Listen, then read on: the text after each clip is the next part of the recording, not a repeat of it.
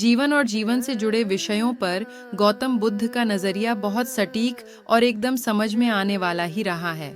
उन्होंने कभी किसी विषय को बहुत उलझाकर नहीं समझाया। अपने शिष्यों की सारी जिज्ञासाएं वे साधारण से उदाहरणों से ही हल कर दिया करते थे। एक बार बुद्ध से उनके एक शिष्य ने पूछा, भगवान, आपने आज तक यह नहीं बताया कि मृत्यु के बाद क्या होता है।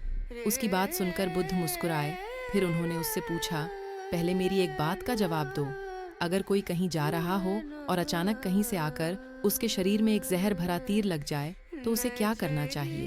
पहले शरीर में घुसे तीर को हटाना ठीक रहेगा या फिर देखना कि बाण किधर से आया है और किसे लक्ष्य कर मारा गया है? शिष्य ने कहा, पहले तो शरीर में घुसे तीर को तुरंत निकालना चाहिए, नहीं तो जहर पूरे शरीर में फैल जाएगा। बुद्ध ने कहा, बिल्कुल ठीक कहा तुमने। अब यह बताओ कि पहले इस जीवन के दुखों के निवारण का उपाय किया जाए या मृत्यु की बाद की बातों के बारे में सोचा जाए?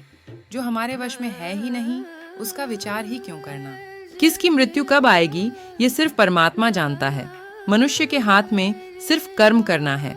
उसे उन विषयों के बारे में सोचकर वक्त बर्बाद करना ही नहीं चाहिए जो बातें उसके हाथ में हैं ही नहीं।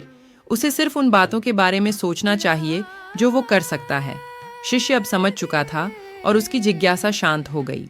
कहानी से यह सीख मिलती है कि इंसान को उन बातों के बारे में सोचकर समय नहीं गंवाना चाहिए जिन पर उसका कोई जोर ना हो।